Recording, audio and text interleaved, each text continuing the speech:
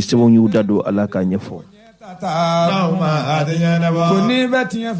Labaw min ye Mali minisiri kɔrɔ dɔ tun bɛ yen ni o ye Mustafa Ben Barka ye, a yirala k'a fɔ faransiskaw ka kiiritigɛlamɔgɔw kɔni ye ale kɔni minɛ k'a lamɛn sa, a lamɛnnen kɔfɛ lɛri damadɔni u tilala k'a kana bila a ka taa a ka ci la. Kunnafoni sɛbɛnw y'u da don ala k'a ɲɛfɔ. Ninnu de ye dɔnkibaru fanbaw ye. O kɔfɛ seereyaw caman bɛ bi olu bɛna da aw tulo kan dɔnkibaru kɛnɛ kan ka nin baara ninnu bɛɛ lajɛlen labɛn sa ka da aw tulo kan. O ye aw denkɛ n'aw ba nɛgɛ ka baara Ibrahim Jawara nɛgɛ kɛrɛfɛ o bɛ Amadu Jindo bolo donsogo pɛma. Aw bisimila. arajo ɲɛtaga yo n'aw mana ko n'aw mana ɲɛta jama ko don n'aw mana ko n'aw mana. O boliya fɔlɔ kunnafoni sɛbɛn l'indépendant ye a jira k'a fɔ min ye diɲɛ senekenani ka tɔnba ni o ye Nations Unies ye, olu bɛ sigi minnu kɛ ala k'a fɔ nin y'a sigi tako 77 de. U bɛ fɛn min wele k'a fɔ ko la 77e session de l'Assemblée générale des Nations Unies. Ala k'a fɔ ninnu kɔni sigi kɛra Amerikikaw yɛrɛ fɛ yen, ka dugu min bɛ yen n'u b'a wele k'a fɔ ko New York. Kunnafoni sɛbɛn ka lakari la a ko nin kɔni kɛra sigi ye, sigi min ni maa bɛ se k'a fɔ ko sigi kɛrɛnkɛrɛnlen don min ye farafinna ka tilebɛnfɛtɔn ka sigi yɛrɛ ye. Nka ni ye jateminɛ kɛ sigi yɛrɛ tun bɛ laɲiniba minnu kan, o dɔ ye k'a fɔ Mali yɛrɛ fangalatɛmɛ fanga a taaɲɛ bɛ ka taa sira minnu fɛ ka fara Laginɛ Conakry fangalatɛmɛ fanga ani Burkina Faso fangalatɛmɛ fanga, o bɛ ka taa sira jumɛnw de kan, ɲɛtaa jumɛnw de bɛ a kɔnɔna yɛrɛ la. Kunnafoni sɛbɛn ka lakali la a ye a yira k'a fɔ ni sigi yɛrɛ a daminɛla ka bɛn ni sɛptɛmburu kalo tile 13 san 2022 New York, wa a bɛ taa mɔnɛ bɔ sa fo sɛptɛmburu kalo tile 27 nata yɛrɛ la. Kunnafoni sɛbɛn ye a yira k'a fɔ nin kɔni ye ɲɔgɔn kunbɛba de ye, duniya yɛrɛ bɛɛ lajɛlen bi yɛrɛ sɔrɔ ɲɔgɔn kunbɛn min yɛrɛ kɔnɔna na. Nka maa yɛrɛ bi yɛrɛ ɲini ka sa ni ɲɔgɔn kunbɛn yɛrɛ senfɛ o waati kelen o y'a sɔrɔ Mali yɛrɛ bɛ ka damakasi sɛbɛn yɛrɛ don, a bɛ kalo kelen bɔɲɔgɔnko bɔ min b'a to k'a fɔ lajɛba dɔw ka sigi ɲɔgɔn kan min ye lajɛ teliman dɔ ye. Diɲɛ senekenani ka kulu kɛrɛnkɛrɛnnen min bɛ yen n'u bɛ to ka sigiw kɛ n'u b'a wele faransikan na ko Conseil de sécurité, o yɛrɛ hukumu kɔnɔna na min b'a to k'a fɔ Faransi fanga ɲɛmaaw kɔni jalakilen don bi ani Faransi kɛlɛkɛcɛw olu jalakilen don Mali fanga ɲɛmaaw yɛrɛ fɛ. A yirala k'a fɔ nin waati laban ninnu na Mali fanga ɲɛmaaw ka sɛgɛsɛgɛli kɔnɔna na u nana faamu k'a fɔ Faransi kɔni ye dankari walew de ta ka ɲɛsin Mali yɛrɛ ma min bɛ diɲɛ senekenani yɛrɛ ka sariyaw yɛrɛ bɛɛ lajɛlen sɔsɔ. O de hukumu kɔnɔ sa laɲini kɔni kɛra Mali fanga ɲɛmaaw yɛrɛ fɛ min b'a to Faransi a kana a yɛrɛ ɲɛfɔ nin ko ninnu kɛra cogo di, min ye kunnafoni nasiraw ye k'a taa ka di marifatigi jɛkulu minnu bɛ yen bi ni olu bɛ ka alisilamɛya kɛlɛ yɛrɛ wele u yɛrɛ la. O kɔfɛ min ye kɛlɛkɛminɛw yɛrɛ fana ye Mali fanga ɲɛmaaw ye a yira k'a fɔ ko u bɛ ka o yɛrɛ fana ta ka di marifatigi jɛkulu minnu bɛ yen bi ni olu bɛ ka alisilamɛya kɛlɛ yɛrɛ wele u yɛrɛ la. Nin kɔni kelen n'o ɲɔgɔn samasamaliba ye bi diɲɛ yɛrɛ senekenani yɛrɛ ka tɔnba yɛrɛ kɔnɔna na. N'a fɔra sa o kumaw bɛ senna waati min na farafinna ka tilebɛnfɛtɔw ka kuluba CEDEAO o kɔni nana sa ka ni sigi kɔni laɲini diɲɛmaw yɛrɛ fɛ min b'a to jamana saba minnu tugulen bɛ ɲɔgɔn na ni o ye Mali ye. A yirala k'a fɔ kabiri san 2 bɔɲɔgɔnko Mali kɔni fanga kɔdi nana firi ka bɛn ni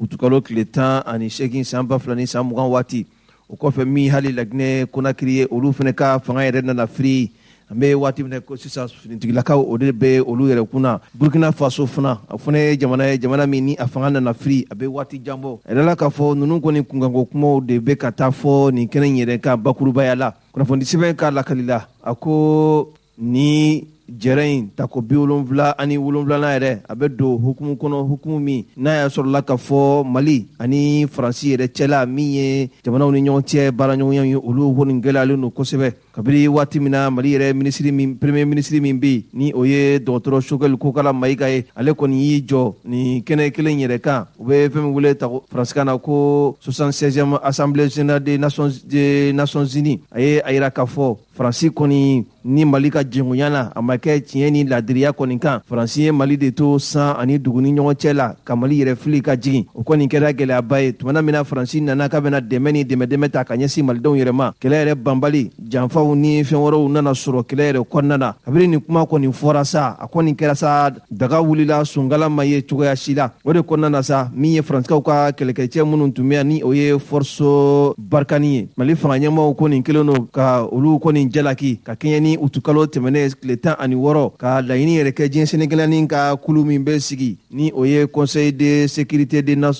l'ONU ye ka ɲini olu yɛrɛ fɛ jɛrɛ teliman dɔ ka se ka sigi min b'a to faransi ye ni waleya cɛjugu min kɛ ka ɲɛsin mali yɛrɛ ma o dɔ ye k'a fɔ kunnafoniw ta mali finitigilakaw ka cogoyaw ɲɛfɔ juguw ye ani ka minɛnw yɛrɛ ta ka di jugu yɛrɛ ma u kana mali finitigilakaw kɔni kɛlɛ nin kɔni dalu jɔnjɔn de bɛ mali yɛrɛ a fanga ɲɛmaw yɛrɛ bolo ni kɔrɔfɔ ninnu kɔni bɔlen kɔ sa mali fanga ɲɛmaw kɔni bɛ wulikajɔw yɛrɛ la bi k'u kunda jamana fila yɛrɛ kan jamana min ni o tɛ jamanaden ye bi dugukolo yɛrɛ sanfɛ o dɔ ye rusi jamana ye o dɔ ye chine jamana ye kunnafoni sɛbɛn a yira k'a fɔ ni jamana fila bɛɛ lajɛlen ye conseil de sécurité yɛrɛ ma jamana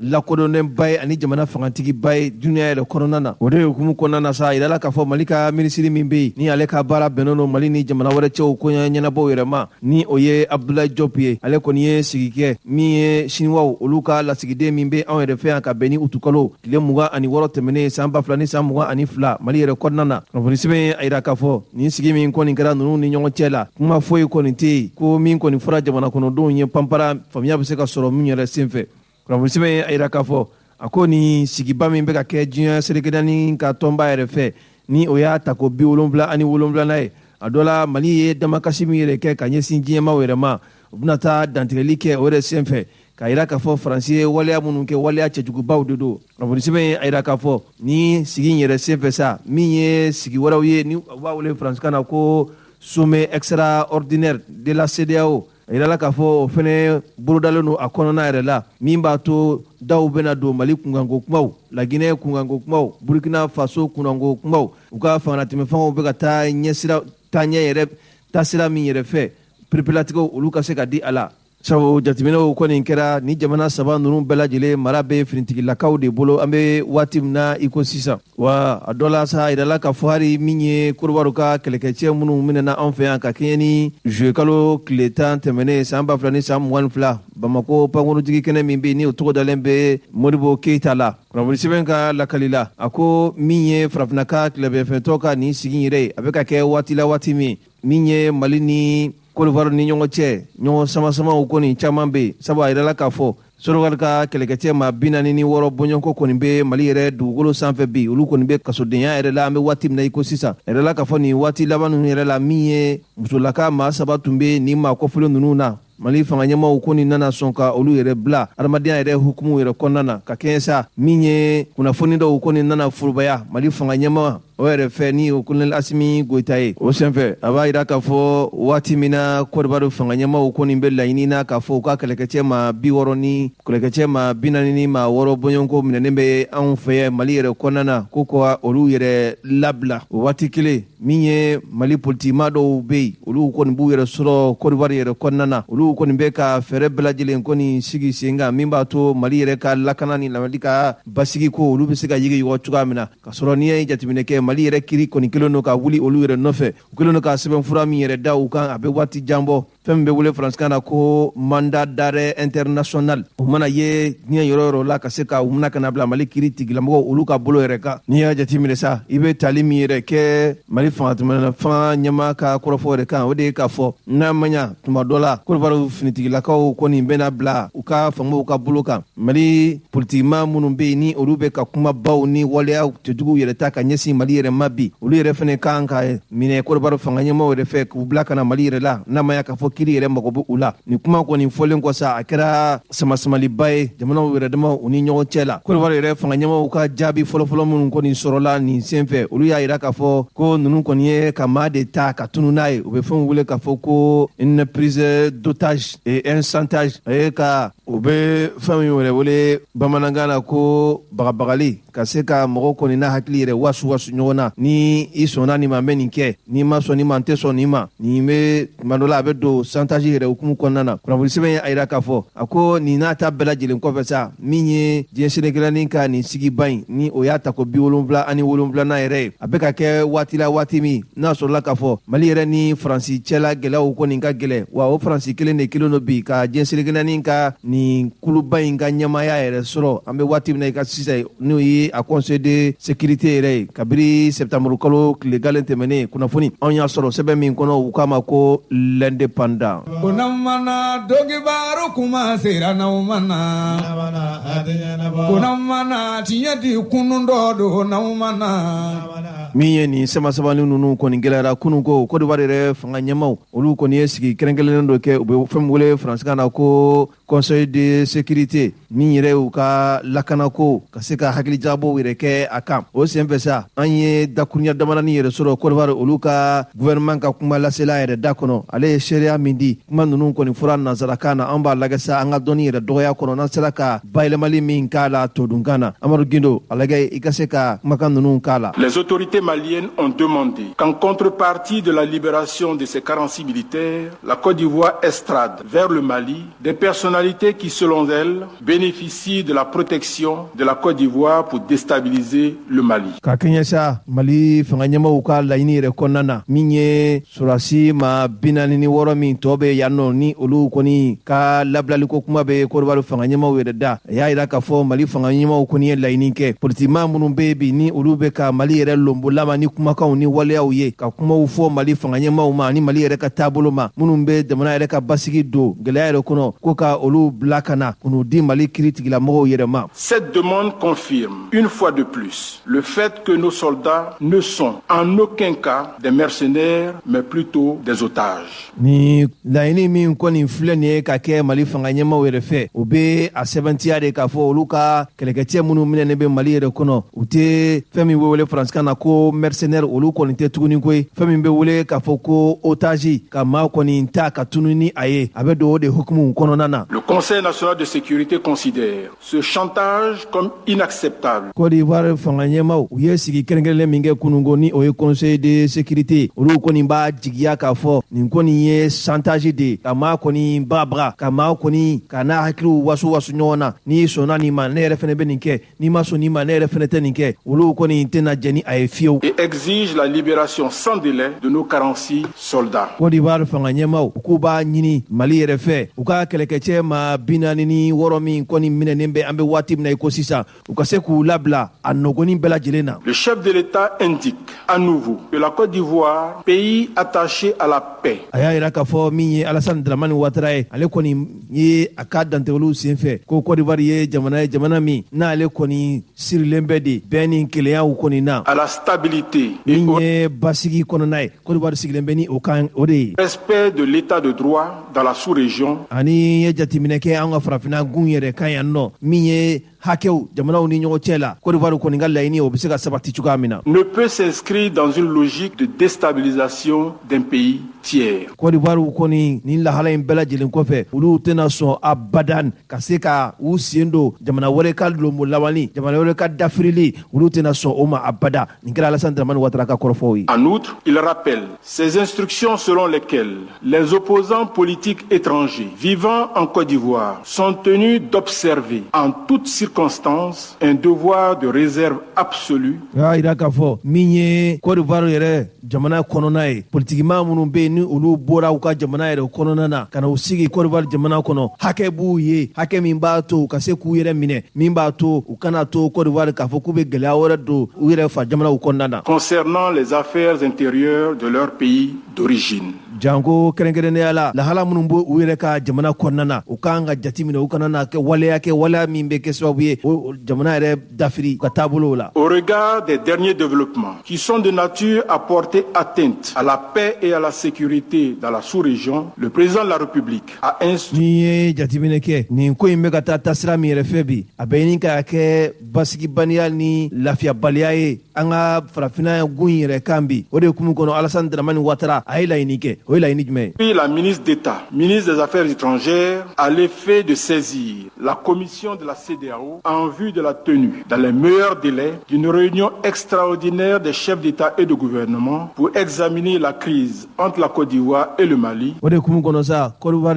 jamana ɲɛma n'o ye Alassane Dramane Ouattara ye u ka minisiri min bɛ ni ale ka baara bɛnnen don Côte d'Ivoire ni jamana wɛrɛ cɛ baara ɲɔgɔnyaw yɛrɛ ma ni o yɛrɛ ye musolaka ye a y'a ɲini a fɛ a ka fɛɛrɛ bɛɛ lajɛlen kɛ min ye farafinna ka tilebɛnfɛntɔw ka kuluba min ni o ye commission ye u ka laɲini kɛ sigi kɛrɛnkɛrɛnnen ka kɛ teliya la min b'a to Mali ni Côte d'Ivoire cɛ gɛlɛya min bɛ yen bi u ka se k'a ɲɛnabɔ. En vue d'aboutir à la libération de nos soldats dans les plus brefs délais. O sigi in ka kɛ sababu ye sababu min b'a to olu ka kɛlɛkɛcɛ min minɛnen bɛ Mali yɛrɛ kɔnɔna na bi a bɛ se k'a yɛrɛ sɔrɔ nin waati surunin kɔnɔna na nin tun ye dakurunya damadɔnin ye Côte d'Ivoire ka fanga ɲɛmaaw tun ye conseil de sécurité min kɛ kunun ko o senfɛ sa an ye seereya fitinin min sɔrɔ u ka gouvernement ka kuma lasela da o de tun ye nin ye. An lamɛnbagaw n'i ye a jateminɛ Côte d'Ivoire jamana ɲɛmaaw tun ye sigi min kɛ kunun ko ka bɛn ni septembre kalo tile 14 san 2022 ni san 22 a yirala k'a fɔ ka kɛɲɛ sa min ye sigi kɛrɛnkɛrɛnnen dɔ kɛra u bɛ fɛn wele faransikan na une réunion extraordinaire du conseil national de sécurité o kɔni kɛra Côte d'Ivoire fanga ɲɛmaaw fɛ min bɛ jamana faamaw yɛrɛ bila k'a fɔ u ka sigi kɛ u ka lakanako a bɛ ta tacogo minnu kɛ hakilinaba minnu sɔrɔla o sigi kɔnɔna na baaraw bɛ ta ka kɛ ni o ye. Kunnafoni sɛbɛn a yira k'a fɔ nin sigi yɛrɛ kɛra Côte d'Ivoire olu ka jamana fanga ɲɛmaa ka dagayɔrɔ min bɛ yen ni o ye palais de la présidence ye ni o ye palais de la présidence de la république a yirala k'a fɔ Côte d'Ivoire fanga ɲɛmaa yɛrɛ ni o ye Alassane Dramane Ouattara ye ale yɛrɛ tun bɛ sigi in yɛrɛ kɛnɛ kan sigi in yɛrɛ senfɛ sa min ye u ka kɛlɛkɛcɛ maa 40 ani maa 6 bɔɲɔgɔnko min minɛnen bɛ Mali yɛrɛ kɔnɔna na a bɛ waati jan bɔ. Alassane Dramane Ouattara a ye ɲɛfɔli yɛrɛ kɛ ni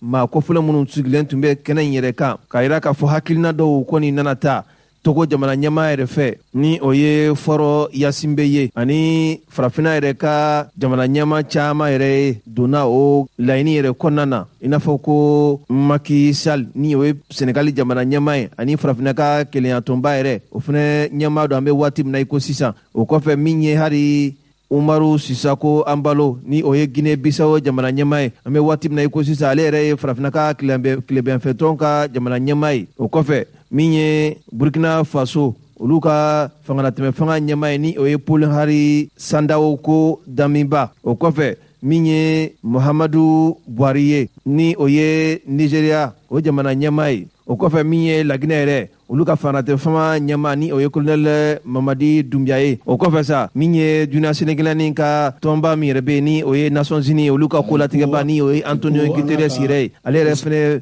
donna nin hukumu yɛrɛ kɔnɔna na o kɔfɛ min ye diɲɛ senegilani ka tɔnba yɛrɛ kɔnɔna n'o ye Nations Unies ye olu ka kolatigɛba min bɛ yen ni o ye Antonio Guterres yɛrɛ ale yɛrɛ fɛnɛ da donna nin kɔrɔfɔ ninnu yɛrɛ la min b'a to bɛnkan wala fura jɔnjɔn bɛ se ka sɔrɔ cogoya min na jamanaw ni ɲɔgɔn cɛ olu baara ɲɔgɔnya yɛrɛ senfɛ ni o ye diplomasi nasiraw ye Mali ni Côte d'Ivoire ni ɲɔgɔn cɛ min b'a to Côte d'Ivoire kɛlɛkɛcɛ ma 46 min minɛna kabiri juillet kalo tile 10 san 2022 ni san 22 Bamako pankurutigi kɛnɛ min bɛ yen ni o ye aéroport international Modibo Keita ye o de senfɛ sa Alassane Dramane Ouattara ye dantigɛli min di o de k'a fɔ Côte d'Ivoire ye jamana min n'ale kɔni sirilen bɛ de bɛn ani keleya ani hakilisigi ani jamanaw ni ɲɔgɔn cɛ bonya ni karamaw ni ɲɔgɔn cɛ la sariya yɛrɛ hukumu kɔnɔ an k'a fɔ farafina yɛrɛ bunnaku yɛrɛ sanfɛ Côte d'Ivoire ka hakilina n'a ka kungilenna de ye ka se ka olu bɛɛ lajɛlen kɔni labato wa Côte d'Ivoire ye jamana min tɛna sɔn abada ka kɛ sababu ye sababu min b'a to ale yɛrɛ dafɛ jamana o bɛ se ka lombolama cogoya min na o bɛ se ka soron cogoya min na o tɛna kɛ Côte d'Ivoire ka taasira ye cogoya si la o de kama Alassane Dramane Ouattara ka dantigɛli senfɛ a ko a bɛ laɲini yɛrɛ kɛ min ye a ka jamana faama tɔw yɛrɛ ye u ka fɛɛrɛ bɛɛ lajɛlen sigi sen kan jamana wɛrɛ minnu bɛ yen ni o politikimaw kɔni bɛ sigi la Côte d'Ivoire dugukolo yɛrɛ sanfɛ u ka fɛɛrɛ bɛɛ lajɛlen sigi sen kan min b'a to k'a fɔ yɛrɛminɛ o ka k'u ka taabolo ye kumaw bɛ yen waleyaw bɛ yen min b'a to u ka fa jamanaw bɛ se ka lama cogoya min na o baara ninnu ale kɔni tɛ o fɛ cogoya si la janko kɛrɛnkɛrɛnnen la kunnafoni fɛn fɛn bɛ yen n'a bɛ ni maa kofɔlen minnu sigilen bɛ Côte d'Ivoire u fa jamanaw yɛrɛ kan u ka fɛɛrɛ bɛɛ lajɛlen sigi sen kan o kumaw ka kɛ fɔcogo ɲumanw ani waleya ɲumanw na a kana kɛ sababu min b'a to gɛlɛyaw kɔni bɛna don u ka jamanaw kɔnɔna na hali bi n'i ye Alassane Dramane Ouattara ka dantigɛli yɛrɛ lamɛn u ka conseil de sécurité yɛrɛ senfɛ a y'a jira k'a fɔ nin waati laban ninnu na ko in bɛ ka taa tasira min yɛrɛ fɛ a bɛ nin ka kɛ sababu ye ka basigibaliya yɛrɛ ani lakanabaliya k'o kɔni don farafinna jamanaw olu yɛrɛ ni ɲɔgɔn cɛ la o de hukumu kɔnɔna na sa Alassane Dramane Ouattara a ye laɲini kɛ a ka minisiri min bɛ yen ni ale ka baara bɛnnen don Côte d'Ivoire ni jamana wɛrɛ cɛ ko ɲɛnabɔ mɔdɛma ni o ye musolaka ye a ka fɛɛrɛ bɛɛ lajɛlen sigi sen kan min ye farafinna ka tilebiyanfɛntɔn ka kulu yɛrɛ kɔda na jɛkulu min bɛ yen ni o ye commission ye u ka fɛɛrɛ bɛɛ lajɛlen sigi sɔn kan fɛɛrɛ min b'a to k'a fɔ sigi kɛrɛnkɛrɛnlen u ka se ka kɛ CEDEAO ka jamana ɲɛmaw u ka o sigi in kɔni kɛ wa an'u ka gouvernement sigiw ka se ka kɛ u fɛ min b'a to ni gɛlɛya min bɛ Mali ni Côte d'Ivoire ni ɲɔgɔn cɛ fura jɔnjɔnw olu bɛ se ka sɔrɔ gɛlɛya in yɛrɛ la cogoya min na o fura yɛrɛ senfɛ sa laɲini de ye k'a fɔ Côte d'Ivoire ka kɛlɛkɛcɛ maa 46 min minɛnen bɛ an ka jamana yɛrɛ kɔnɔna na olu bɛ se ka kana bila a nɔgɔni yɛrɛ bɛɛ lajɛlen na cogoya min na Côte d'Ivoire jamana ɲɛmaa ni o ye Alassane Dramane Ouattara ye a y'a jira k'a fɔ halisa ale bɛ a ka danaya de kurakuraya u ka kɛlɛkɛcɛ maa 40 ni maa 6 min minɛnen bɛ sariya sɔsɔ yɛrɛ bolo kan an ka jamana yɛrɛ kɔnɔna na ani u yɛrɛ ka kɔlɛ minnu bɛ Côte d'Ivoire yɛrɛ kɔnɔna na a b'a ka dɛmɛ ni dɛmɛ ta ka ɲɛsin olu bɛɛ lajɛlen ma ka d'a kan u yɛrɛ ka kɔlɛw bɛ waati kɔnɔ waati min ni a ka gɛlɛn kosɛbɛ hali bi n'i ye jateminɛ kɛ Côte d'Ivoire fanga ɲɛma a ko a bɛ foli ni tanuni ta ka ɲɛsin Côte d'Ivoire finitigilakaw yɛrɛ ma u ka baara kɛcogo ɲumanw ka da lahala min bɛ Côte d'Ivoire yɛrɛ kɔnɔna na ni o wolola k'a fɔ Ivoirien cɛman ni Ivoirien musomanw ka se ka basigi ni sabati yɛrɛ don olu hakiliw yɛrɛ kɔnɔna na wa tila ka a f'u ɲɛna min ye waleyaw bɛɛ lajɛlen kɔni talen bɛ bi min b'a to k'a fɔ ni maa kofɔlen minnu minɛnen bɛ Mali dugukolo yɛrɛ sanfɛ olu bɛ se ka segin u fa jamana ninnu yɛrɛ kan cogoya min na an yɛrɛ bolonɔbilala kɛra Abidjan kunun ko septembre kalo tile 14 san 2022 monsieur Fidèle Sarasoro secrétaire exécutif du Conseil national de sécurité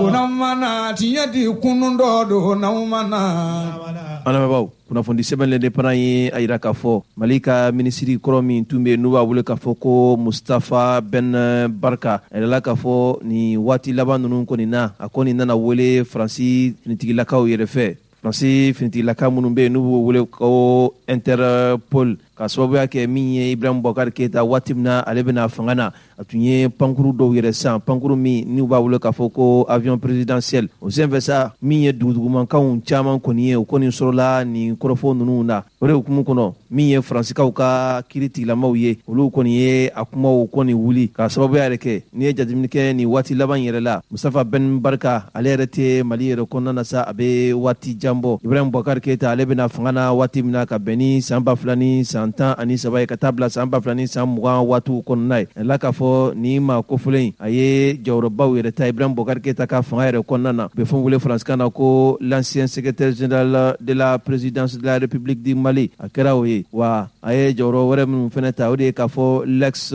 ministre de l'industrie et de la promotion des investissements Mustafa Ben Barka a yirala k'a fɔ faransikaw ka finitigilakaw kɔni ye wulikajɔ kɛ a nɔfɛ min ye Interpol maaw ye ka bɛn ni septembre kalo tile 12 tɛmɛnen san 2022 ale kɔni tun bɛ taama de la ka taa Chinois jamana yɛrɛ kan a yirala k'a fɔ u ye sɛgɛnlafiɲɛbɔ min yɛrɛ kɛ faransikaw ka dugukolo sanfɛ ni u jiginna faransikaw ka pankuru-jigi kɛnɛ min bɛ yen n'u b'a wele k'a fɔ ko aéroport Paris Charles de Gaulle a yirala k'a fɔ a minɛnen kɔ sa ka taa lamɛn o kɔfɛ o kɔni nana ni maa kofɔlen yɛrɛ bila ka kɛɲɛ ni Dawuda Sangare ale ka fasiri ye a ko ni maa kofɔlen yɛrɛ bɛ jɔyɔrɔ la bi jɔyɔrɔ min n'u b'a wele k'a fɔ ko vice-président chargé des financements et investissements à la Banque ouest africaine de développement BOA kunnafoni sɛbɛn ka lakali la a ko ni maa kofɔlen tun bɛ taama de senfɛ ka bɔ a tun bɛ yɔrɔ min na ni maa kofɔlen tun bɛ taama de senfɛ k'i kunda Corée du Sud yɛrɛ kan u bɛ fɛn wele faransikan na ko mission o senfɛ sa min ye avion ye waatinin kɔni kɛ faransikaw yɛrɛ ka dugukolo sanfɛ a jigi faransi pankuru jigi kɛnɛ yɛrɛ kan dɔrɔn u kɔni nana finitigilakaw de wele sa olu kɔni nana ka na ni maa kofɔlen in kɔni dɔ ka taa n'a ye kiiritigilamɔgɔw olu yɛrɛ fɛ yen ni dun ye jateminɛ kɛ Mali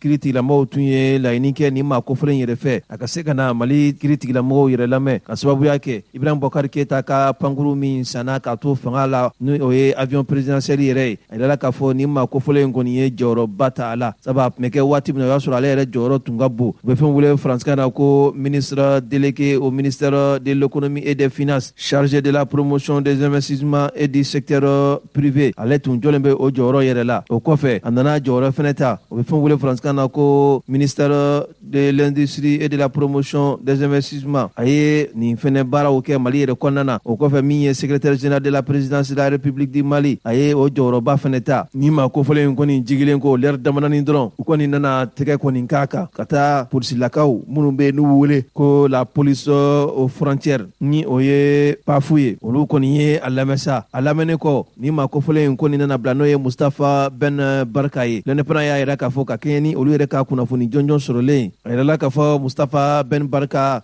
Faransi kiiritigilamaw kɔni ka hakilinaw la nin kɔni ye politiki dossiers de ye nin maa kofɔlen yɛrɛ nɔfɛ o de hukumu kɔnɔ Faransi kiiritigilamaw kɔni y'a yira k'a fɔ ko olu kɔni tɛna kuma wɛrɛ fɔ nin ko ninnu yɛrɛ senfɛ tuguni i n'a fɔ u ka baara yɛrɛ taabolo la nin ɲɔgɔnna ninnu na u b'a kɛ cogoya minnu yɛrɛ la hali bi n'i ye l'indépendant yɛrɛ ka dantigɛliw lajɛ u y'a yira k'a fɔ kunnafoni wɛrɛ min dira Mustafa Ben Barka ka minɛliko yɛrɛ la o de ye k'a fɔ a ka nin lamɛnni ani Mali fanga ɲɛmaaw kɛlen don ka sɛbɛnfura min yɛrɛ d'a kan n'u b'a wele faransikan na ko mandat d'arrêt international wa hali kuma minnu tun bɛ ka fɔ waati tɛmɛnenw na k'a fɔ ko pankuru dɔw sara n'u b'a wele k'a fɔ ko avion cloué au sol k'a ni o fɛnɛ tun tɛ ɲɔgɔnya sira la kunnafoni sɛbɛn ka lakali la a ko Mali yɛrɛ fanga boloba yɛrɛ ni o président Jabala ye olu ka kolatigɛba kɔrɔ min tun bɛ yen ni o ye l'ex secrétaire général de la présidence du Mali a ko a ye baara yɛrɛ ta BOAD yɛrɛ la ka bɛn ni marisikalo tile 2 san 2020 waatiw yɛrɛ la n'i y'a jateminɛ a yirala k'a fɔ nin yɛrɛ yɔrɔ min n'u b'a wele faransikan na ko une organisation de financement des états de l'union économique et monétaire ouest africaine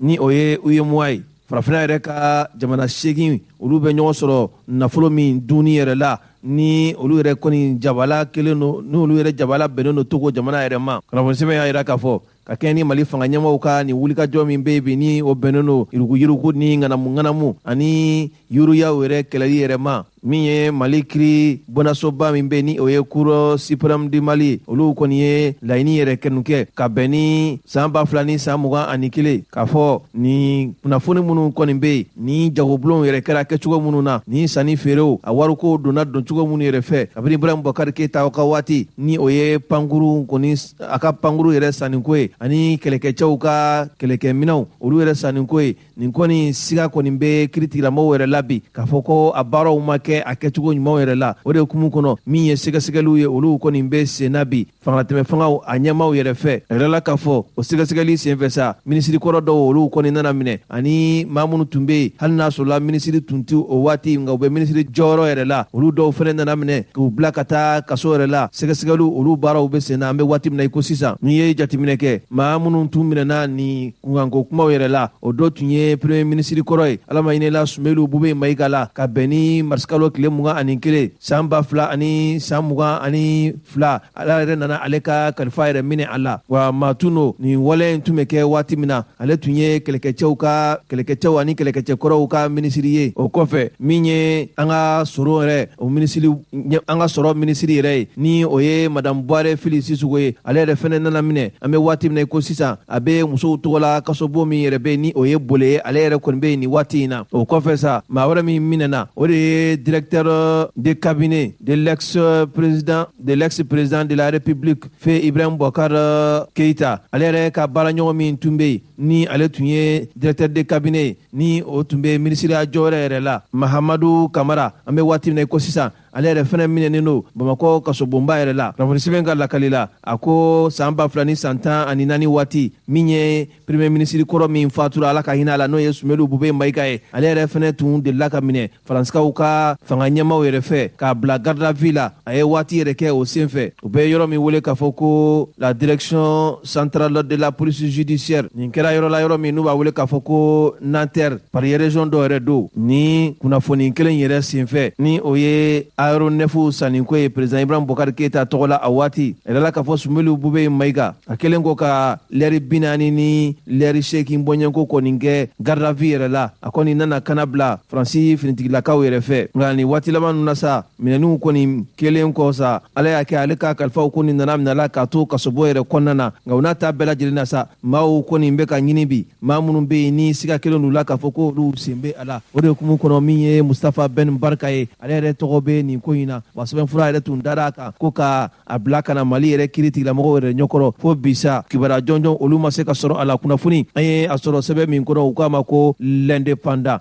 an balima an kɔni bɛ min fɔ ka da nin kan n'i ye jateminɛ kɛ opérateur économique dɔw fana tun tɔgɔ fɔlen don nin ko in na waati tɛmɛnenw na u tun ye olu yɛrɛ fana minɛ nka fo bisa maaw ma se ka kibaruya jɔnjɔn sɔrɔ olu ka kunnafoniw yɛrɛ la nka an bɛna sɛgɛsɛgɛli kɛ don n'a nataw la maa minnu tun bɛ yen n'olu tɔgɔw fɔlen don a la a kow bɛ kɛcogo jumɛnw na a bɛ ka boli sira jumɛnw fɛ an bɛna an da don a kunkun a n'a ɲɛɲɛ la ka se k'a ɲɛfɔ inshallah. Bonamana tiɲɛ di kunun dɔ don n'aw mana. Alabaaw nin kɔfɛ sa min ye Ibanja ye kunungo donkibaru la an y'a ka kɔrɔfɔ dɔw latɛmɛ ka da kɔrɔfɔ ninnu yɛrɛ nafa kan an ye barosigiw tɔw an ben'o da aw tulo kan bi ni ala sɔnna min ye k'a fɔ kalataw olu ko kumaw an da sera o ma o kɔfɛ min hali premier ministre a ye dantigɛli min kɛ kunnafonidilaw yɛrɛ ɲɛkɔrɔ an da sera o fɛnɛ ma fo ka taa se an n'an sigiɲɔgɔnw bɛ gɛlɛya minnu na bi ani ɲɔgɔn samasama min na bi Ibanja da sera nin bɛɛ lajɛlen ma min sɔrɔla a da kɔnɔ nin y'a ta ko filanan ye an ka jɛ ka o tɔ lamɛn. I ko doni ka girin sira ka jan kalataw dun transition kun kan ka kɛ ni o de ye an bɛ waati min ko sisan ni maa o maa nana gɛlɛya de bɛ a tigilamɔgɔ ye o kan ka kɛ maa sugu jumɛnw de ye pour que jamana bɛ se ka ɲɛ. Ne kɔni b'a dɔn a ma nɔgɔn a tigi ma a tigi ma transition ka baara ma nɔgɔn nka ko bɛ sarti de ni sarti ta tuma n'aw bɛnna min kan n'i ma ko cogoya la mɔgɔ bɛ jigin la maliyɛnw yɛrɛ bɛɛ b'a dɔn k'a fɔ waati ka so an bɛɛ b'a dɔn doni ka girin est ce que an bɛ to sigilen ta waati ka se ka tila ka taa an yɛrɛ sɔrɔ an bɔra min na ka taa an yɛrɛ sɔrɔ ɲɔgɔn kɔnɔ tuguni wa n t'a dɔn ni n ka kuma in bɛ se yɔrɔ jan de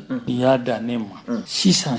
fo n ka k'a lajɛ ko fɛn min bɛɛ bɛ kɛ n'a y'a dɔn a bɛɛ tɛ se ka kɛ o wagati in kɔnɔ min tɛ wajibi ye ni mɔgɔ wɛrɛw ma wajibiya to ye wajibiya a tɛ se ka taa o kɔ mɛ ni taga bɛ se ka kɛ min kɔ an k'olu bɔn an ka doniw la ko do ka fisa ni ko do ye ne bolo kabini ko daminɛ n da sera nin yɔrɔ in mɛ ni débat tɛ kɛ la bon ne fana ma kɛ mɔgɔ kɛnɛ ye kabini covid ye n paro kabini a bɛ ɲini ka san saba sisan caman bɔra an ka kow la ani mɔgɔkɔrɔbaya nana an tɛ se ka fɛn dɔ fɔ min bɛ ko kumaw tiɲɛ mɛ ne bolo hali bi ko dɔw bɛ yen a tuma de ye sisan ka tiɲɛ fɔ mɔgɔw ye a bɛ se ka bɛn cogo di n'o tɛ waati ka surun kojugu fo k'a dama tɛmɛ n'i ko nin bɛɛ ka k'o kɔnɔ e san kelen élection 5 élection 1 dɔrɔn ye problème ka taa a bɛ wari min ɲini a se t'an ye mɔgɔw de b'an dɛmɛ an ko an de taa an yɛrɛ ye an tɛ élection na dilan min musaka dama tɛmɛnen tɛ a bɛ tɛ bɔ anw de kun wa élection générale ninnu bɛ fana sa ka n da kɔrɔ fɔ sa wala n'i t'a dɔn élection mana se an bɛ wuli ka taa se mɔgɔw de ma bayeru de ma u k'an dɛmɛ ka wari dafa est ce que an ye jateminɛw kɛ ka recherchew kɛ ka fɛɛrɛw sɔrɔ dannaya ka kɛ pour que fɛn dɔw bɛ dépense dɔw bɛ an k'an tanga walasa an yɛrɛ ka se ka financer n'i ko k'i b'o élection 5 kɛ san 1 élection yɛrɛ 6 référendum da o ka communal da o mairie ka cercle da o ka région da o ka députation da o ka présidentielle da o fait trop et surtout élection tun ye 3 de an yɛrɛ nana tuguni k'a kɛ élection 5 bon ne bɛ min bolo élection proposition bɛ ne bolo c'est pour détail bɛɛ faw ye pour que charge ka nɔgɔya pour que a ka kɛ dannaya n'a dira dannaya bɛ yen i bɛ se k'a ye bulletin kɛ filen kelen kɔnɔ i bɛ se ka bulletin kɛ filen kolon kɔnɔ parce que dannaya kabini bulletin bɛ kɛ urne kɔnɔ minnu tun ye manquew ye dɔnna ko n'a ma kɛ transparent ye dɛ o tɛ bi ko ye kabini seli kow ma na anw de bɛ se k'o fɛnw fɔ o bɛɛ kɛra an se urne da ka gɛlɛn fo k'a dama tɛmɛ ko n'a ye hinɛ mɔgɔw la a ye hinɛ mɔgɔw la a ye urne ta an yɛrɛ ka artisan bɛ se ka min dilan an ye ko bɛɛ gɛlɛya an yɛrɛ bolo bi na an ye min ye n tɛ taa o ta yɔrɔ wɛrɛ dɛ mɛ an yɛrɛ ye min ye an ni ɲɔgɔn cɛ bɛ se ka leçon caman tire o ka élection nɔgɔya k'a donni nɔgɔya fɛnw kun an bɛ se ka élection kɛ fɛ yɛlɛma minnu mana kɛ nin transition in kɔnɔ ni président wɛrɛ nana a bɛ se ka di a ye k'a yɛlɛma dɛ parce que dɔw bɛ yen i t'u dɔn fo n'u donna fauteuil kɔnɔ u bɛ kabako in bɛ la mɔgɔw tuma mɛ a ɲini tuma tellement ils sont intelligents u b'a kɛ cogo dɔn i tɛ sɔmi u la mɛ n'u sigira fauteuil kɔnɔ u bɛ fɛn wɛrɛ de mɛ hali u sigilen fauteuil ni transition dilanna ka ɲɛ hali n'a ka d'u ye k'u bɛ fɛn dɔw yɛlɛma o tɛ sɔn n'a ye o de ye transition enjeu ye o n'o tɛ k'a fɔ an bɛ nin kɛ Mali kura ma kɛ transition kama dɛ min bɛ kɛ transition kɔnɔ dɛ Mali kura kɛra ni transition banna Mali sini a bɛ kɛ min ye o de ye Mali kura ye. Monsieur le ministre bi gɛlɛya dɔw donna bi mara tacogo la min ye docteur Sukali Kokala Mayiga ye farigan y'a sɔrɔ a bɛ sɛgɛn lafiɲɛ bɔla wala a bɛ furakɛli la premier ministre dɔ nana yani ale bɛ i yɛrɛ sɔrɔ an y'a ye a ye kuma dɔw fɔ kunu kuma ninnu fɛn caman b'i yɛrɛ sɔrɔ a kɔnɔ min ye priorité minnu bɛ yen accident 4 ani an n'an partenaires ni ɲɔgɔn cɛ ani vie chère a ye da don fɛn caman n t'a dɔn n'i ye a ka kɔrɔfɔni dɔw lamɛn e yɛrɛ fɛ bi nin tɛna kɛ gɛlɛya wɛrɛ faralen bi an ka transition ko kan wa. a ye min fɔ kunu n ye min mɛn a la de parce que maa bɛɛ mɛn ko ale ka intérim kɔnɔ sira min ni Choguel tun b'o kan o de tun y'u bɛɛ ka sira tracelen ye ale tɛ b'o kɔnɔ nka ko n'a kɛcogo mɔgɔw t'a dɔn Choguel yɛrɛ bɛ état min na fɔlɔ an bɛ dugawu kɛ ala ka lafiya d'a ma a ka kɛnɛya hali mɔgɔ min t'a fɛ Choguel ka to présidentiya la kan ka latili a tagacogo kana kɛ nin ye a tagacogo kana kɛ nin ye a ka na n'a bɛ taa n'u bɛ labila u k'a labila deliyaw kan a kana kɛ bana ta ye an b'u dugawu kɛ Choguel ye fanga wa i ka bɛ fanga de ma wa. n bɛ fanga de ma n'a bɛ dan ka na kɛ ka premier parce que mɔgɔ de y'a bila yen voilà n'a fɔra a taara tan o kɛra kuda ye maliyɛnw dun t'a dɔn a yɛrɛ bɛ état min na bi maa si t'a mais fɛn min kɛra ye kalo kelen bɔ bi o commencera ka da la k'a fɔ ko est ce que a bɛna segin tuguni parce que aw ka président tɛ aw tɛ mɔgɔ aw t'a kalama wa FSD président tɛ wa. FSD président Choguel tɛ. FSD président ne yɛrɛ ye FSD mɔgɔ ye mais ne tɛ se k'a f'i ye bi Choguel bɛ situation min na réellement. monsieur le ministre bɛ se ka kɛ cogo di. e fana sa kɛ n'a kɛ cogo di ni mɔgɔw ma a ɲini a ɲɛ bɛrɛbɛrɛ ka dɔn o de tɛ na ni nin gɛlɛyaw bɛɛ ye wa n'a danna ne ma ne b'a fɔ Choguel a man kɛnɛ repos forcé n'o bɛ ye polémique kumaw de j'en profite pour le dire a man kɛnɛ hadamaden de don mura tɛ bana ya hali tɛ bana ya mais i bɛ mun da o kan bana in bana garabulen tɛ donc n'a nɔgɔra ba mais prémisse joli ye mura sɔrɔ grippe sɔrɔ u ye tile dama u tɛ taga mɔgɔ tɛ b'a kalama yɛrɛ mais o caman kɛra o ni y'a tɛ fɔ mɔgɔ tɛ bɔ kalama yɛrɛ a b'i reposer a bɛ dɔ b'a ka fɛnw na ou a bɛ voyager a b'i profiter voyager dɔ fɛ u bɛ improviser a bɛ une semaine ta a b'i furakɛ surtout en période de vacances min na n'a tun fɔra premier ministre ta a ye une semaine de vacances a yɛrɛ ma a sɛgɛnnen don a taara i reposer mɔgɔ bɛ sɔn min yɛrɛ la communication n'est pas facile i b'a fɛ ka ni sutura ye kow la mais en même temps tu crées des problèmes ne bolo ne yɛrɛ ka interpellation na Choguel la bana na ne tɛ k'a fɔ a ka jugu c'est grave ou c'est pas grave mais n kɔni ni fɔ cogo b'a la o tun y'o de bana ye a ma grave ni min bɔra la en tout cas aw bɛ bɔ kalama mais il va reprendre le service a tɛ mɛn ni fɛn wɛrɛ bɔra a kɔnɔ an b'aw ladɔnniya la ne ko i b'a sɔgɔmɛ sa ka taa dɔn ko ni pali de don wa ni AVC don wa ni fɛn de don o kɔni o ye normal ça c'est naturel mɔgɔw n'o question pose mais k'a fɔ a banilen tɛ cogoya si la a tigi dɔrɔn de don bon o tɛ na ni polémique donc an bɛ ala deli Choguel le ministre ye min fɔ a ye min fɔ mɔgɔw bɛɛ b'a interpréter kɛ cogoya la mais maintenant min fɔra mais c'est une fonction vivante don o don c'est des actes qui vont être posés a jɛnɛna o a surunyana o kana dɔn n'a ye min fɔ ani min ye tiɲɛ n'u ye kelen n'u tɛ kelen n kɔni de bɛ fanga caman sɛgɛn parce que les gens maintenant vont juger sur les faits interprétation a bɛ taa fan bɛɛ ne yɛrɛ bɛ se ka n ka interprétation di a bɛ se ka ni tɔw ta tɛ kelen mais min tɛ nkalon tɛ kelen kɛwale minnu bɛ na bange nin kɔ non o ye olu yɛrɛ ka kɛwale ye o de bɛ laban bon fana dannaya dɔ bɛ fara a kan olu kelen kɔ ou bien dɔ bɛ b'a an ka kow nɔ maintenant le ministre qui est là mɔgɔw b'a apprécier parce que il est rassembleur il n'est pas aussi virulent que Choguel. Choguel qui est le premier ministre vraiment il s'est battu à ma double jege assimila mais il y en a qu'à caille ne b'a lajɛ réseau ay kuma minnu fɔ yan ni nin don ye ka cɛ hali anw yɛrɛ y'a reproché ne Ibanja y'a reproché Choguel il y a trop de radicalisme aw ka attitude la waati dɔ la i yɛrɛ de yɛrɛ y'a ye k'a fɔ ni hari ninnu y'a essayer k'an rencontrer olu b'i ban ka taa i yɛrɛ de bɛ taa c'est sur nos constats o lamɛn n'i ma sɔn i b'a fɔ i ma sɔn mais o ka fisa i k'i ban fɛn bɛɛ ni ala nana kɛ e yɛrɛ nana sugandi k'a fɔ ko k'o kɛ premier ministre i ka baara tɛ nɔgɔya donc il faut comprendre mais honnêtement ne hakili la on s'attend à ce qu'il revienne kuma ma kɛ acte ma kɛ min b'a fɔ k'a fɔ u ye Choguel janfa u ye bila pour le moment honnêtement il faut éviter des choses comme ça jamana bɛ cogo de kan o de to k'an ka yafa population mais an yɛrɛ dama ni ɲɔgɔn cɛ an ka yafa mais n'an nana fanga la k'a fɔ fɛn fɛn ye fanga kɛ yanni bi ka se a bɛ kalabanci a bɛ nanbaratɔ a bɛ incapable ne tɛ moi je serai jamais d'accord avec monsieur le ministre min ye Mali ni Côte d'Ivoire cɛ ye bi i kun ye welekan dɔ fɔ ko k'a ɲɛsin Assimi ma a dɔ la welekan in tulo donna a la dɔɔni min ye Côte d'Ivoire militaire 3 bɔɲɔgɔn musolakaw olu kana bila la tɔ ye maa 40 ani maa 6 bi nin ko in n'a ma ye a bɛ kiri ka bolo kan yala u bɛ se ka nɔ bɔ a la wa. ne bolo min kɛra a kɛra alhamdulilayi rabbil alamina ni yɛrɛ b'a dɔn k'a fɔ ala y'an dɛmɛ mɔgɔ n'i ma to a la foyi ma se k'a kan ala ni an yɛrɛ ka baara ɲuman kɛcogo mɔgɔ bɔra kalama ni fili b'a la ko a ye k'a fɔ nin fɛn dɔw tun dogolen don dakun wɛrɛ tun b'o la min tɛ nin ye ko sera ka jira ne n'an b'a jira ivoiriyɛnw na aw jo t'a la nin fili b'aw la mais n bɛ min fɔ yen k'o bɛɛ n'a ta o bɛɛ n'a ta mɔgɔ 49 min na bena damin mbe awile ayna unoka ube nyerbe bole ku daw ka ta nteni ndoronaje mais be ka gen sere ni ñoxon kana ke tukun munam mbake parce que ne be wati de la ne bet la kata alasan be wati la bet la kata et les peuples vont rester ensemble ils sont les mêmes a te foko netle la mu ki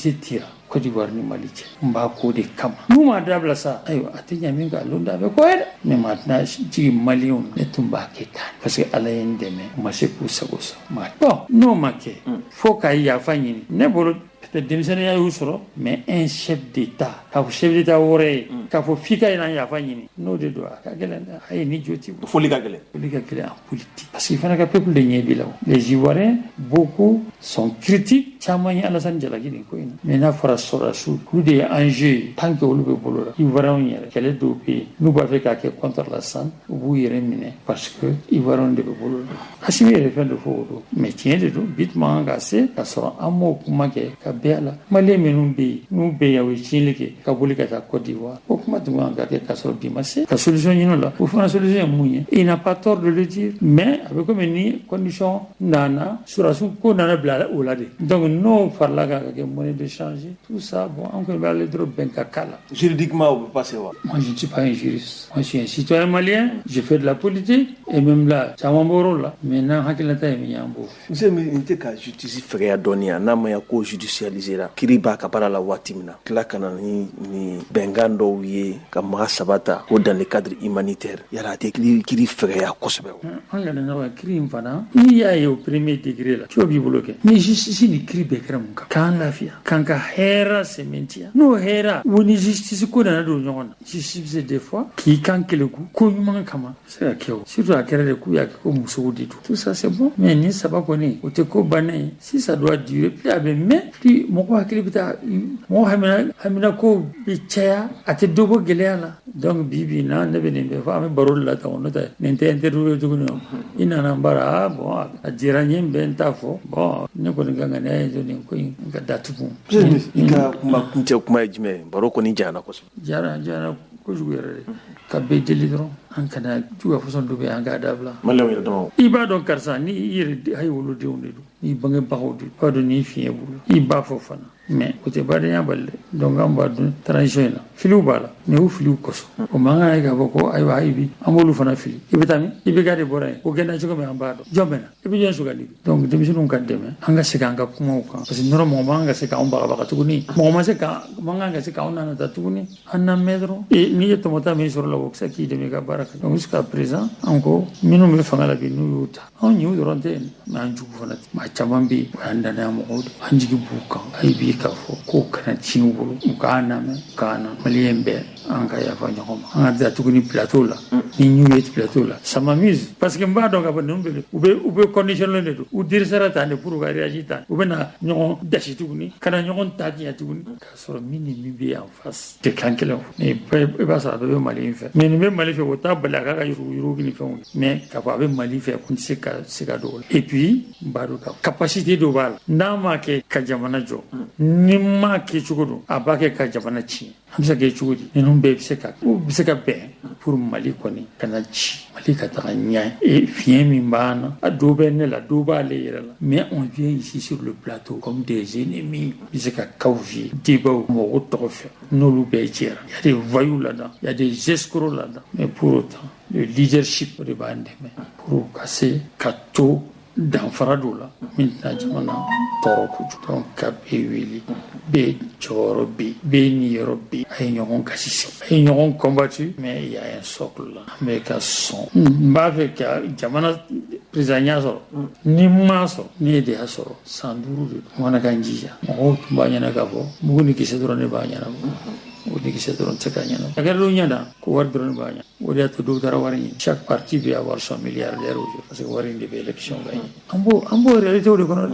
aw ko jogodi ay aw ko jogodi parce que journaliste mali de fana yo aw fana ta la je aw ko ni robara ke ko o evi ne milliard keme do ala ni nana wallahi ne dala ko kelena abe ko mi nana o juru folo iko folo ko de sara mais bena bara min ke o tena mali la gagne iko ni fanga do be ya amana ni milliard hay milliard kele milliard fulay mi annana abse kana ni bara mi be jamana nafa kateme miliardiga aya sorofana alemana ni juru be sara chuga la ete min kala manete min kala imbe tout fa ça oganga programme deke pour l'éducation politique éducation civile le courage malite o mayelema me di a fo andala ma kewale c'est les Maliens qui vont faire le Mali courant donc les Maliens courant tant qu'ils m'ont bâti et bien qu'on fait bien fama merci beaucoup. Ah chérie il y a Macron kadide ni macaroni la kikayi pastaroma ye alkama mugu gere ye min be gilan an yɛrɛ fɛ Mali la yan kapal SA fɛ macaroni pastaroma a ye ɲɛna cɛ ka ɲi wa a dundala ka di pastaroma a sugu ka ca yaasa bɛɛ ka ni dingɔ sugandi escargot fizeli spaghetti vermicelle ani bayani a be sɔrɔ butikiw alimentation supermarché sugu Mali fan bɛɛ n'aw mago b'a caman santa la aw ka se goloni na u jabala bala wala a bɛ weleli kɛ 20 21 65 30 20 21 65 30 Pasta Roma anandan kadi anama kerebete awo Pasta Roma nantan kadi anama kerebete naumana arajo nyataga yo naumana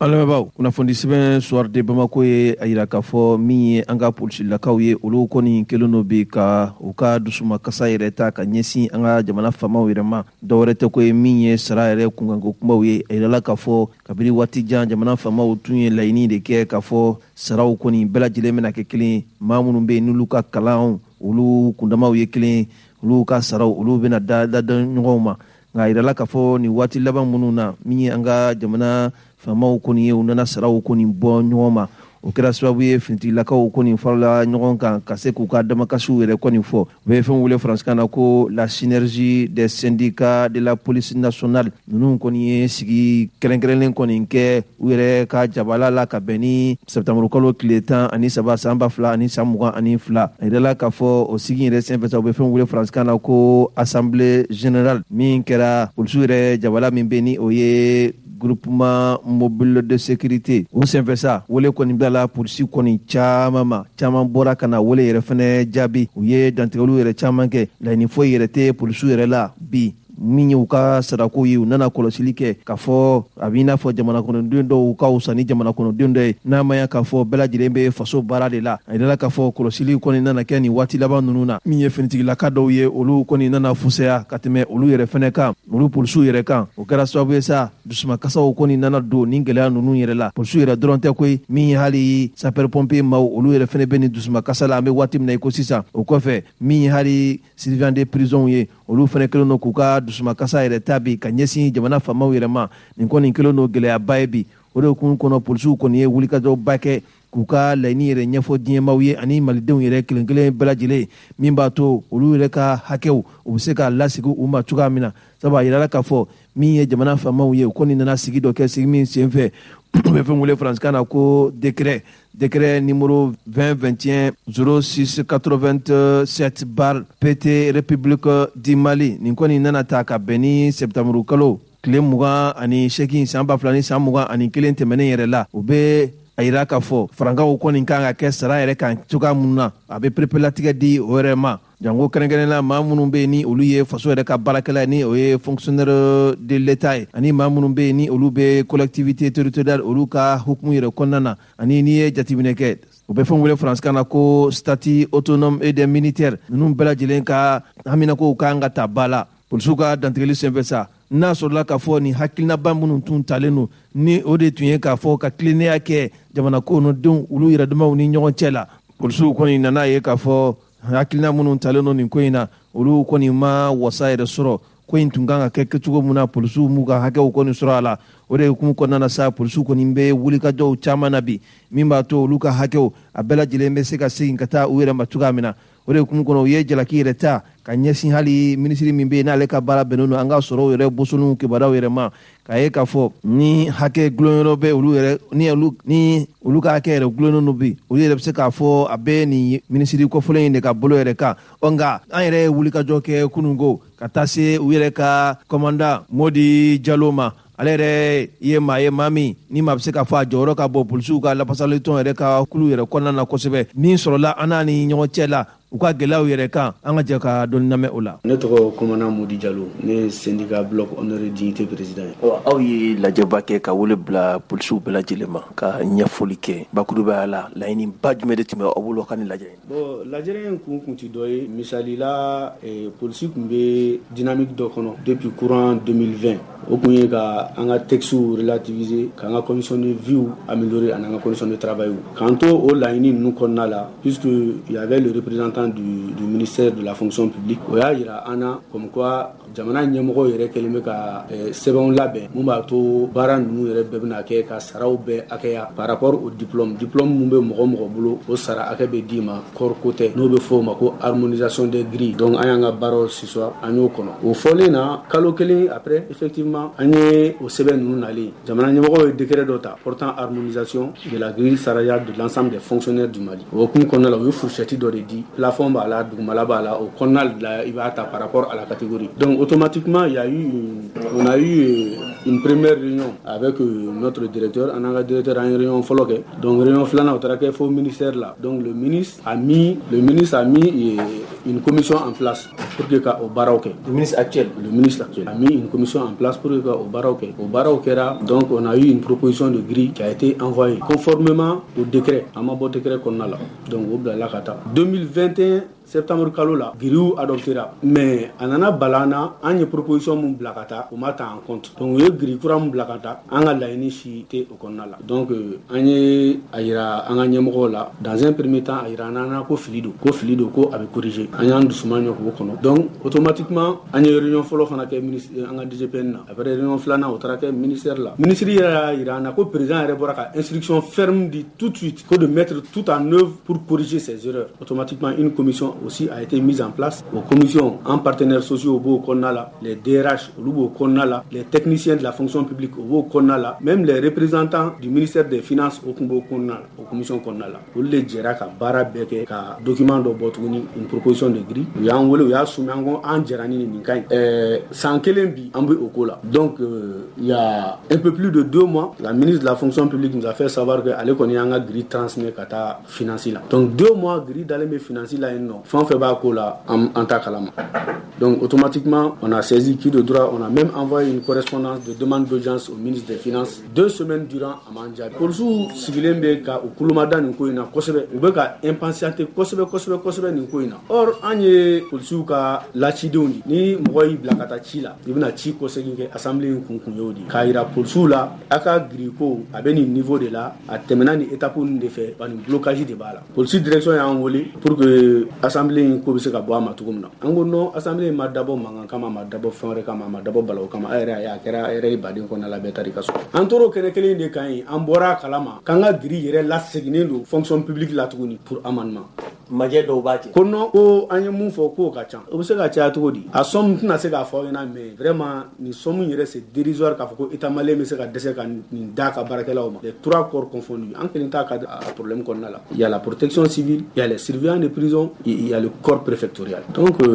situation mais au niveau de la pour tout cas en tout cas il y a une injustice sociale qui a été commise avec réparation de à quel niveau injustice sociale pour un niveau du RF parce que on dit harmonisation des grilles tu ne peux pas aller donner un certain montant à une catégorie A d'un corps et venir donner un autre montant à une catégorie A d'un autre corps mais munu ba fo bi ko jamana be la halamina ko olu joro ka bumbi jamana ka lakana ko la katime awkan abose ko olu jabi tugo jamana kono beni ka barado betisi ka ke sorasi betisi ka ke dogotoro ye betisi ka ke école karamɔgɔ ye betisi ka ke polisi be kɛra sorasi ye jome ke école karamɔgɔ ye jome ke dogotoro ye beni ka barado barama usani bare jamana ngo imame i ɲɔgɔn kɛlɛkɛla tɛ i ka denbaya be sécurité la ko dɔ de bolo i ka denbaya be sécurité la ko dɔ de bolo jamanadenw be t'u da ka sunɔgɔ polisikɛ de be veiller u ka sunɔgɔ kan n'u wulila ka bɔ sunɔgɔ la o polisikɛ kelen u b'a sɔrɔ o polisikɛ kelen de fana jɔlen don pour que u ka se ka taa librement u ka occupation la bɛɛ n'i jɔyɔrɔ don et moi je pense que anw kɔni kɛlen bɛ k'an jɔyɔrɔ fa jamana ko la an bɛ ka transition ɲɛmɔgɔw dɛmɛ u ka ko la et on soutient la transition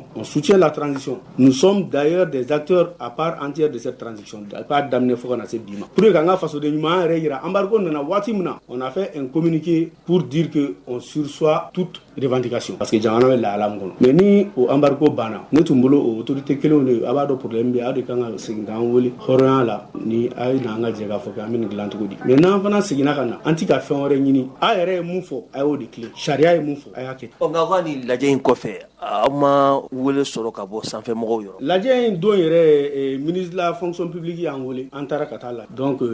a ye ko an n'a ka conseil technique ka ɲɔgɔn ye an ka document dɔ élaboré ka na d'a ma o ɲɔgɔn ye o kan ka kɛ don ni Ala sɔnna an tun y'a mɛn k'aw kan ka point de presse kɛ est ce que o ye tiɲɛ ye wa point de presse kuma bɛ sen an bɛ k'a labɛn mais comme synergie des syndicats don n bɛ jɛ ka fɔ de kɛ ka bɛn fɛn kan ka bɛn don kan ka bɛn waati kan ka sɔrɔ k'a waleya mais minnu b'a fɔ ko aw ni protection civile ni surveillant de prison bɛna fara ɲɔgɔn kan ni kɛlɛ in na o kuma ye o fana ye tiɲɛ ye bon ne tɛna se k'an prononcer o kan yan nɔ parce que ne kelen tɛna se k'o décider ne ye président des syndicats ye mais il y a une synergie des syndicats de la police qui décide au nom de la police actuellement mais ce qui est sûr an bɛɛ ka laɲiniw ye kelen ye o donna nataw la a kana bali jamanadenw na n'an farala ɲɔgɔn kan parce que a laɲini bɛɛ ye kelen wa a dossiers bɛɛ bɛ niveau kelen de la assemblée générale kɛra kɔfɛ point de presse bɛ labɛn na aw bolo ni nin si ma wasakɛ dun aw ka laɲiniw ma sabati nin bɛɛ kɔfɛ bon syndicalisme ye moyen de revendication caman prévoir moyen de revendication caman prévoir n'o ye sitting ye n'o ye marche ye n'o ye grève ye n'o yɛrɛ b'a yira ko négociation yɛrɛ échouera ce qui est sûr nous quand même on va user de tous les voies et moyens légaux an tɛ bɔ sariya kɔfɛ pour que ka se k'an ka hakɛ sɔrɔ i ka kuma na kunu i ko ni aw ka hakɛ ma di aw ma a bɛ yɔrɔ min na a bɛ taa ta yen nɔ ka na n'a ye a b'o ta cogo di par ces mêmes voies et moyens légaux parce que an bɛ sigi k'a fɔ cadre de kɔnɔna la toujours la négociation depuis septembre 2021 fo ka na se bi ma n'o ma abouti il se peut que an bɛ se ka marcher il se peut que an bɛ se ka taa grève la pour que ka se k'an ka hakɛ sɔrɔ aw tɛna malidenw yɛrɛ don kɛlɛ la tɛna fɔ ko jamana kanu t'aw la jamana kanu b'an na malidenw k'a faamuya ko jamana kanu b'an na mais an bɛ k'an ka hakɛ de ɲini sinon an bɛ k'a ka baara kɛ a kɛcogo la i ka kuma kuncɛ kuma bon wololeda min bɛ yen n bɛ fɛ jamanadenw k'a faamuya que an bi jamana in fɛ an bi jamana in kanu taa wɛrɛ t'an na ni jamana in tɛ fɛn wɛrɛ t'an bolo ni jamana in tɛ an fana ye jamanaden dɔw de ye ne bolo ni bin kɛr'i kan a ka kan k'i ka hakɛ ɲini sariya kɔnɔna la o de ɲininen don bɛɛ fɛ u k'a faamuya k'an bɛ k'an ka hakɛ de ɲini wa sariya kɔnɔna la an ti fɛn wɛrɛ kɔ an ti mankan kɔ an ti masiba kɔ an ti foyi kisi n'an ka jamana ni hɛrɛ tɛ an b'an ka transition kɔ an b'an ka président kɔ an b'an ka jamana kɔfɛ fo saya an kalikan de y'o ye mais an b'a ɲini jamana ɲɛmɔgɔw fana fɛ k'u miiri u ka sabali u k'an ka hakɛ d'an ma o de ka d'an ye merci beaucoup merci Bonamana tiɲɛ di kunun dɔ don n'aw mana. Allo l'indépendant ye a yira k'a fɔ ka kɛɲɛ ni walanta yɛrɛ natɔ ye san 2022 ka don san 2023 yɛrɛ kɔnɔ l'école-maîtres ka lafasalintɔ min bɛ yen n'u b'a wele k'a fɔ ko syndicat des écoles publiques olu kɔni kelen do bi ka u ka dusuma kasaw yɛrɛ yira wa min ye kalanta nata ye yala u tɛna a kɔni saboter wa k'a kɛ ko lankolon ye kunnafoni sɛbɛn a yira k'a fɔ ko min ye coordination des syndicats signataires du protocole d'accord du 15 octobre du district de Bamako nin ye jɛkulu kɔni faralen ɲɔgɔn kan jɛkulu min ni olu b'u yɛrɛ sɔrɔ k'a fɔ laɲiniba min kɛra n'u ye protocole d'accord ka bɛn ni octobre kalo tile 15 yɛrɛ ma ni olu yɛrɛ ka baara bɛ boli Bamako yɛrɛ hukumu kɔnɔna na ɛla k'a fɔ olu kɔni nana u ka hakilinaw yɛrɛ bɔ ka bin ka kɛ ni septembre kalo tile 13 san 2022 ka yira jamana faamaw yɛrɛ la k'a fɔ ni olu ka laɲiniw ma se ka sabati u bɛna lɛri 192 bɔɲɔgɔnkɔ baarabilaw yɛrɛ kɛ kunnafoni sɛbɛn ka lakali la ɛla k'a fɔ min ye u ka sɔrɔ dɔw ye o kɔni nakarilen no bi jamana faamaw yɛrɛ fɛ dɔwɛrɛ foyi yɛrɛ tɛ jantobaliya o de ye a sababu ye ka yira k'a fɔ nin waati laban ninnu la ekɔliso minnu yɛrɛ bɛ ani école fondamentale ani secondaire Bamako yɛrɛ kɔnɔna yen nɔ ni janko kɔni mana kɛ kalanta nata kɔni na wa a bɛ sɔn ka kɛ gɛlɛyaba ye an bɛ waati min na i ko sisan o de kumu kɔnɔ sa min ye ni hakɛ ɲinitɔnba min bɛ ni o ye syndicalisiw ye olu kɔni bɛna kalanta yɛrɛ kɔni ka a kɛ fɛnlankolon ye ka bɔ i kote o senfɛ ɛrɛla k'a fɔ baarabilaw o kɔni bɛna kɛ l'école-maître minnu sigilen bɛ Bamako yɛrɛ kɔnɔ k'a daminɛ tile 8 bɔɲɔgɔnko olu bɛna o baarabila de kɛ ka daminɛ octobre kalo tile 3 ka taa bila octobre kalo tile 5 o kɔfɛ ka daminɛ octobre kalo tile 10 ka taa bila octobre kalo tile 14 o senfɛ sa ɛrɛla k'a fɔ min ye ninnu yɛrɛ ka nin gɛlɛya ninnu ye ne y'u ka baarabilaw ye o fana bɛna fara fɛn kan fɛn min ni o ye ye comité syndicat national des travailleurs l'enseignement privé catholique nin fɛnɛ ye école karamɔgɔw ka hakɛ ɲini tɔnba ye hakɛ ɲini tɔnba min ni o bɛ don chrétien kalanyɔrɔ minnu bɛ yen ni olu bɛ cours di denmisɛnninw yɛrɛ ma nin yɔrɔ ninnu na olu fɛnɛ bɛna taa ni olu fɛnɛ bɛ sɔn ka fara ni maa kɔfɔlen ninnu yɛrɛ kan sabu ka d'a kan ninnu fɛnɛ tun y'u ka baara bila yɛrɛ kunnafoniw yɛrɛ bila tabali sanfɛ ka bɛn ni septembre kalo tile 6 tɛmɛnen ye o baara bila senfɛ u tun ye lɛri 100 ani lɛri 20 bɔɲɔgɔnko de baara bila kɛ ka t'o bila min ye u yɛrɛ ka ɲɛmaw yɛrɛ ka tabali sanfɛla la kunnafoni sɛbɛn y'a jira k'a fɔ ni janto kɔni ma kɛ wa ninnu kɔni bɛ u kɛlɛ kɛ bolo de kan bi ni jamana faamaw n'u ma ɲɔgɔn faamuya yanni école ta yɛrɛ cɛ a bɛ sɔn ka kɛ gɛlɛyaba ye nka an b'a lajɛ sa Amadu Gindo n'an sera ka olu ka ɲɛmaa min bɛ yen Adama Asunga an ka laɲini n'an y'a sɔrɔ nɛgɛjuru la ko in bɛ kɛcogo jumɛn na olu yɛrɛ fɛ laɲini jumɛn de b'u la ko in nana nasira jumɛnw de fɛ Amadu Gindo e ka layi ta n'a sɔrɔ la. Ayiwa n balimakɛ i ni ɲantuma. Awa ni ɲantuma. Ayiwa kunnafoni sɛbɛnw y'a jira k'a fɔ ko aw kɔni kɛlen don ka kangarida kɛ. Awɔ. Ka ɲɛsin kalantan nata ma. Awɔ. A kumaw kɔni cayalen don. A kɛra maa dɔw ɲɛna k'a fɔ ko min ye école karamɔgɔw bɛɛ de don. Awɔ. Dɔw yɛrɛ fana y'a jira k'a fɔ ko Bamako district de don. Awɔ. Nka yan'an ka don o kuma ninnu kɔnɔ i tɔgɔ ni jamu. Ne tɔgɔ Adama Asuba. Ne ye syndicat de l'éducation signataire du 15 octobre 2016. District de Bamako o kuma lasela. Awɔ.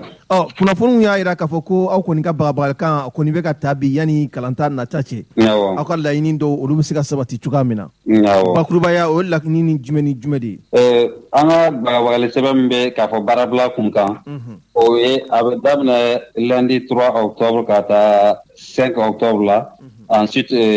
lundi 10 octobre au vendredi 14 octobre. Oui, abi minka oui an rappel salaire. Rappel est mis franca même to ke salaire kan wati ni wati barak fonctionnaire be bolo.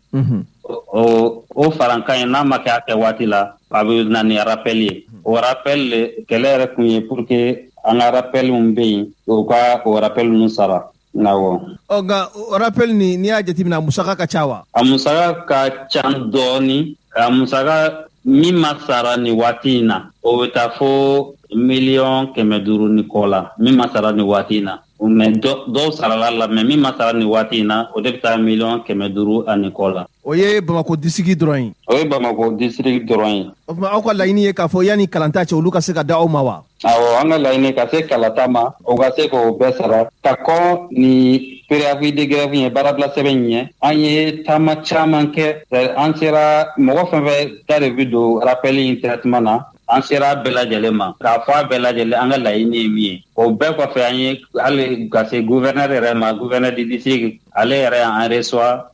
ani mɔgɔ fɛn fɛn bolo bɛ don rappel baara la le 6 tɛmɛnen yɛrɛ la le 6 septembre mais o bɛɛ kɔfɛ an yɛrɛ de ma nimisa wasa sɔrɔ o rencontre ninnu na an ye lettre yɛrɛ kɛ ka si ministre de l'éducation ma o kɔni ta kɛra à titre d'information parce que an ye école maître ye hali n'an bɛ collectivité ka côté la fonctionnaire la an ye fonctionnaire de collectivité ye ani fonctionnaire de l'état mais an bɛ ministère na o ministère de l'éducation fana ye donc an ye lettre ci olu fana ma ministère de l'éducation ma ka informer yalasa min bɛ se ka min kɛ o k'o kɛ pour que ka kɔn école ta ɲɛ fɛn min y'an ka hakɛ ye an k'o sɔrɔ nka o bɛɛ kɔfɛ an ma o taama ninnu bɛɛ kɔfɛ an ma wasa sɔrɔ o de nana ni baarabila sɛbɛn in bolodali ye. O b'a jira k'a fɔ n'a k'aw laɲini ma sabati min ye Bamako yɛrɛ kuru kara bɛɛ ye aw ka karamɔgɔw tɛna kuru di ekɔlidenw ma quoi. Voilà a kɔrɔ y'o de ni laɲini kɔni ma sabati anw tɛna baara kɛ fo an ka laɲini ka sabati hali ni tile 8 baarabila in parce que baarabila min filɛ nin ye tile 8 de ye hali n'o ma wasa kɛ an bɛ tila ka sɛbɛn wɛrɛ ta k'a jira ka hali bi ka pour que ka baarabila wɛrɛ bolo da ka ko wɛrɛ bolo da pour que an ka wari in kɔni an ka hakɛ in ka sara an ye. Maa b'i yɛrɛ ɲininka o.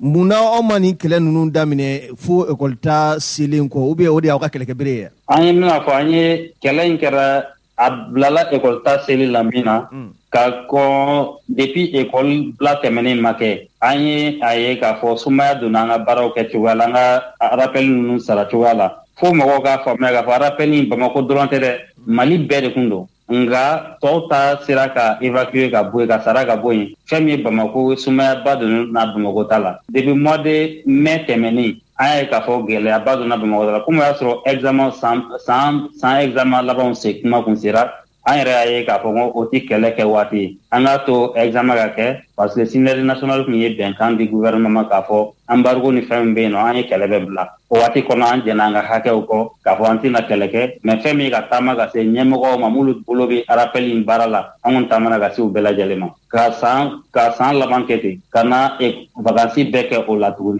fo école ta bɛna se tuguni hali bi an ma wasa sɔrɔ o rappel kelen na o yɛrɛ de nana ni baarabila sɛbɛn tali ye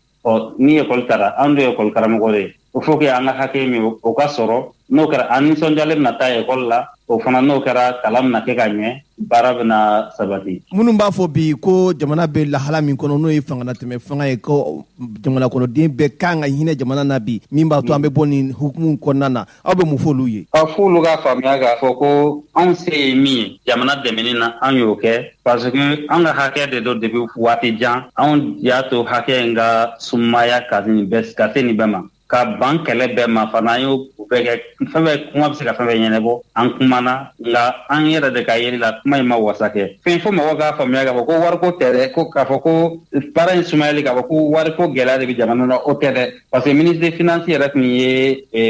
layidu di synergie nationale ma k'a fɔ ko a bɛna rappel bɛɛ sara ka bɔ yen o ko de kɔnɔna na Mali région tɔw bɛɛ ta sara la nka Bamakɔ ta de sumayalen don kojugu donc an ka faamuyali la k'a fɔ mɔgɔ dɔ de kan ka baara kɛ minnu taara ka baara kɛ u ka baara kɛ cogoya la o de y'a to anw m'an ka hakɛ sɔrɔ u ka wajibiya dɔrɔn u ka baara kɛ cogoya la an k'an ka hakɛ sɔrɔ an bolo o tɛ ko gɛlɛman ye jamana ma. ayiwa an bɛ waati min na i ko sisan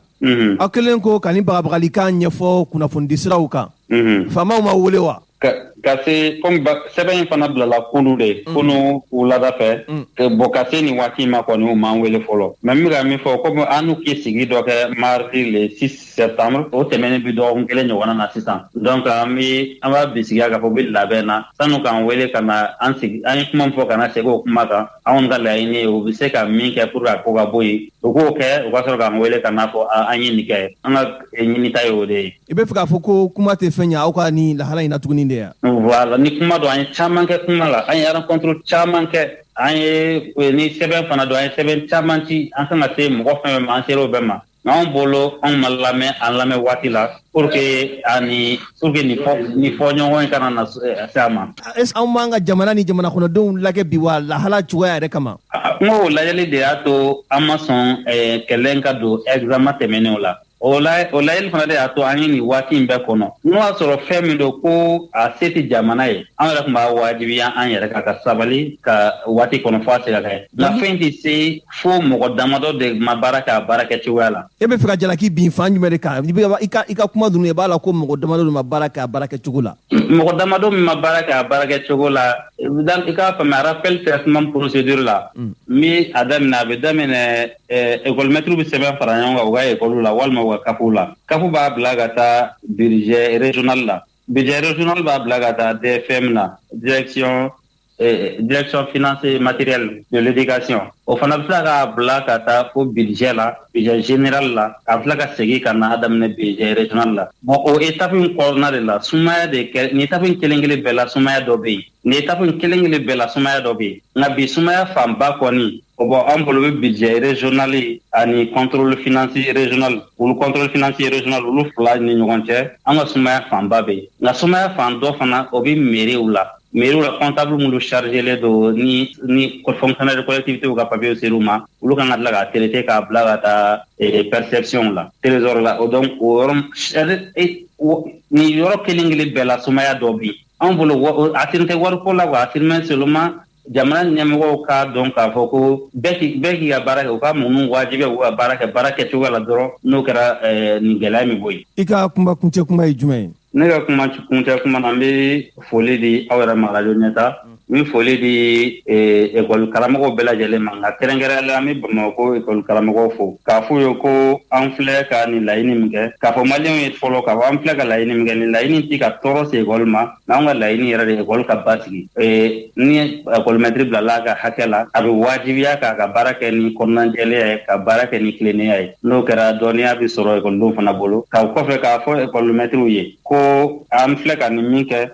u k'a faamuya an ka laɲini tɛ k'a fɔ école ta in ka tiɲɛ dɛ nka anw ka laɲini ye ka kɛ école ta de ka kɛ kɛcogo ɲuman na fɛn min y'u ka hakɛ ye n'Ala sɔnna n'an ma dɛsɛ an se ye fɛn fɛn an b'o kɛ pour que u ka hakɛw fana sɔrɔ k'a fɔ Mali population tɔ ye tuguni k'a fɔ ko laɲini kɔni ye an ka hakɛ de sɔrɔ n'o sɔrɔla an bɛ layidu d'u ma k'a fɔ école ta bɛ ka kɛ cogo la i n'a fɔ a kan ka kɛ cogoya min na an ka foli b'aw ye. I ni ce. Kunamana dogibaro kuma sera naumana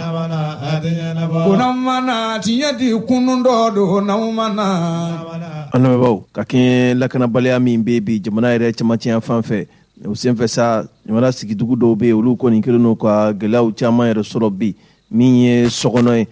ye yɔrɔ min ni a bɛ yɛrɛ sɔrɔ ɲɛnɔ